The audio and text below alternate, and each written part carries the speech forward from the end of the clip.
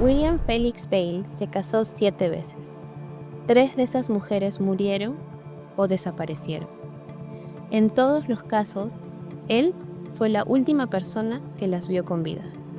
Soy Andrea y hoy te voy a contar la historia de un hombre rodeado de coincidencias durante más de medio siglo. William Felix Bale nació en 1938 en el sur de Estados Unidos, en una época en la que el matrimonio temprano, las jerarquías de género marcadas y la idea de que los asuntos de pareja debían resolverse puertas adentro formaban parte de la normalidad cotidiana. Un contexto que, sin justificar nada, ayuda a entender por qué durante tantos años nadie cuestionó seriamente su comportamiento. A comienzos de los 70, William conoció a Mary Horton, una joven de 22 años que destacaba por ser sociable, querida y con una vida por delante que parecía bastante definida. Mary estudiaba, tenía amigos, participaba en actividades sociales y no era en absoluto una persona aislada o vulnerable cuando se casó con William en 1961. Lo que hace aún más inquietante la forma en que su historia terminó apenas un año después. Mary quedó embarazada poco tiempo después del matrimonio, y varios testimonios recogidos décadas más tarde coinciden en que William no recibió la noticia con entusiasmo, sino con una mezcla de distancia e incomodidad, comentando a conocidos que un hijo cambiaría demasiado su vida, una reacción que en su momento pudo parecer simple inmadurez, pero que con el tiempo adquiriría un significado mucho más oscuro. El 28 de octubre de 1962, William dijo que él y Mary habían salido de noche a colocar líneas de pesca en el río Calcasieu, una actividad que ya resultaba bastante extraña para quienes conocían a Mary, ya que tenía miedo al agua profunda, estaba embarazada y no solía participar en ese tipo de salidas nocturnas.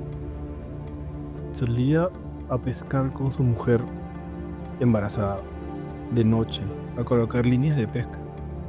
Eso es lo que él dice. Y su versión fue aceptada por todos.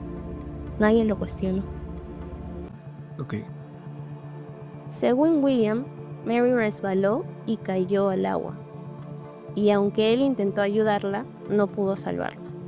Su cuerpo apareció días después, y aunque la investigación inicial concluyó que se trató de un accidente, el examen forense reveló detalles que fueron minimizados o directamente ignorados en ese momento, como la presencia de una bufanda empujada profundamente dentro de su boca, moretones en el cuello y una posición corporal poco compatible con una muerte por ahogamiento accidental.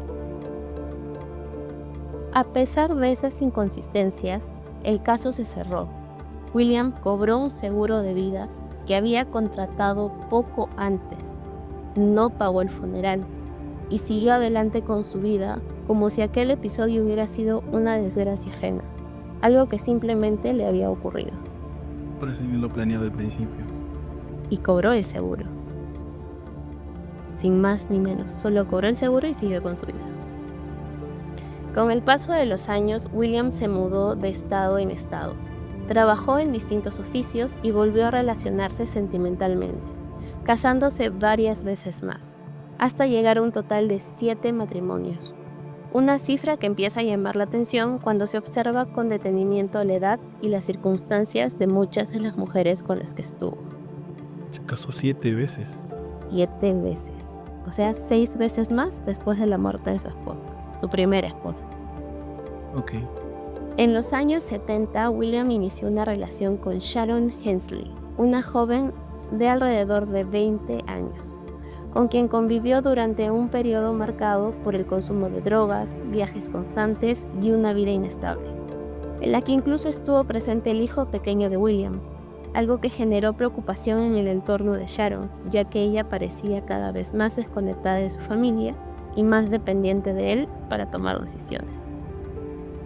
Sharon desapareció en 1973 y William explicó su ausencia con una historia que cambiaría con el tiempo.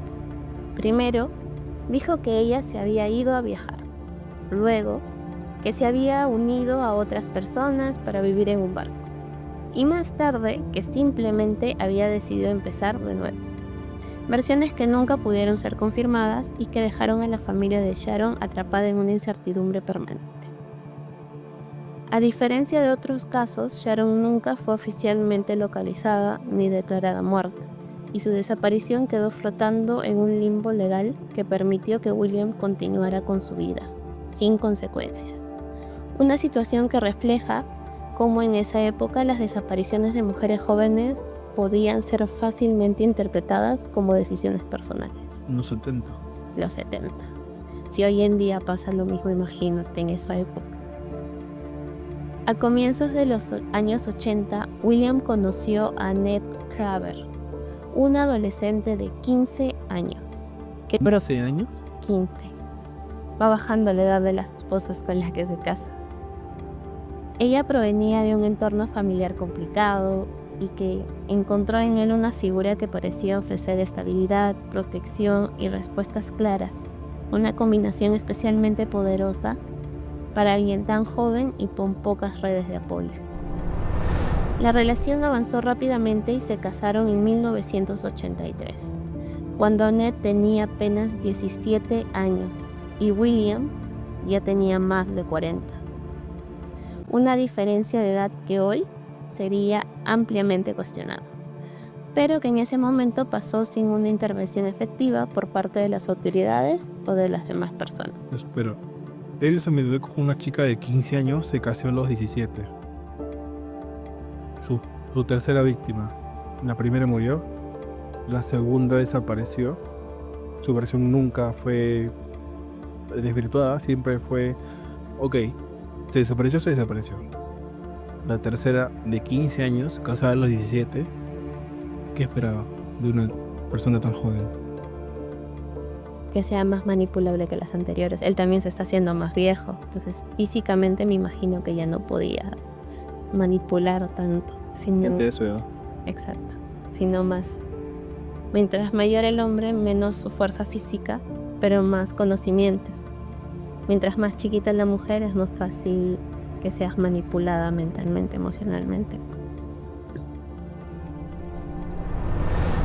Tras cumplir los 18 años, Annette heredó cerca de $98,000, una suma considerable para la época. Y poco después, ese dinero y las propiedades que pasaron a estar bajo del control de William. Todo lo que ella tenía pasó a nombre de su esposo. Un cambio que coincidió con un aumento de las tensiones dentro de la relación y con episodios de violencia doméstica documentados por los testigos cercanos. Le va a esperarse. En octubre de 1984, Annette desapareció durante un viaje con William, y él aseguró haberla dejado en una estación de autobuses para que viajara a México, aunque más tarde se comprobó que la estación que describió no existía y que Annette dejó atrás documentos, pertenencias personales y objetos que resultan difíciles de abandonar para alguien que planea desaparecer voluntariamente. ¿Qué se llevó? Nada. Nada. Se fue a México sin documentos. ¿A México? Eso es lo que él dijo. Una chica de 17 años. Ya estaba más grande. 18. Ok. Annette nunca fue vista de nuevo. A lo largo de los años, William continuó su vida y durante décadas las historias de Mary, Sharon y Annette permanecieron desconectadas en los archivos oficiales, hasta que la insistencia de la madre de Annette y el trabajo de periodistas lograron que el caso de Mary Horton fuera reabierto con técnicas forenses modernas. La madre de la última víctima, de la niña menor de edad, casada con William, pidió reabrir el caso de la primera esposa que murió. Sí. Buscando justicia para su hija. Sí, me imagino que también buscando respuestas, ¿no? Pero he visto sus reportes en todas las comandancias, comisarías de este tipo y todo lo que hizo, y habrá intentado unir cabos sueltos. Se dio con la noticia de que el esposo maduro de su hija menor tenía 2 personas desaparecidas detrás. sobre todo una desaparecida y una fallecida en circunstancias extrañas, ¿no? O sea, si tú lo ves con tu hija desaparecida y dices, ¿por qué tenía una bufanda en la boca? ¿Por qué pasó esto? ¿No? Imagino que los familiares de la primera esposa dirán, se cayó, falleció, los policías dicen que falleció, ok, lo aceptas. Pero la tercera mamá no podía, no tenía cómo encontrar a su hija. Las familias de las víctimas anteriores no lograron obtener justicia para sus hijas. No. En 2016, más de 50 años después de la muerte de Mary, William fue condenado por su asesinato, estableciendo el récord del mayor tiempo transcurrido entre un crimen y una condena en la historia de Estados Unidos. Un dato que por sí solo resulta impactante, pero que adquiere una dimensión aún más inquietante cuando se recuerda que otras 2 mujeres nunca obtuvieron justicia ni fueron encontradas. William murió en prisión sin explicar qué ocurrió con Sharon ni con Annette, dejando detrás de sí no solo un rastro de preguntas sin respuesta, sino también una historia que obliga a replantearse cuántas señales pueden pasar desapercibidas cuando se presenta de forma gradual, envueltas en relaciones que desde afuera parecen normales e incluso deseables. ¿Qué opinas de la historia? Me parece muy conveniente que este tipo haya estado impune tanto tiempo y 50 años después del crimen que cometió, confirmado por la policía, la muerte de su primera esposa, haya sido juzgado, pero que con 70 años en una cárcel de Estados Unidos, que tu esperanza de vida que serán 5 años más, 70 y más. Eso no es justicia.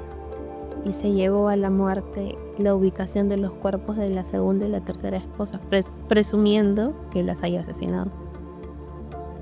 Qué impune. Sí, cuando escuchas esta historia resulta imposible no darte cuenta que no fue inesperado o no hubo señales, ¿no? No parecía que tuvieran una relación alarmante, pero cuando atas los cabos hay un patrón que solo se dieron cuenta cuando ya no quedaba nadie para que explicara lo que pasó.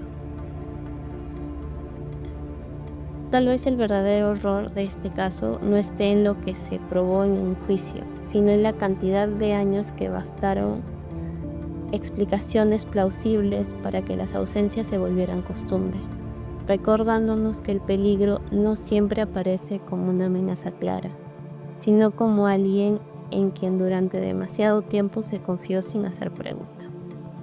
¿Y ustedes qué opinan de este caso?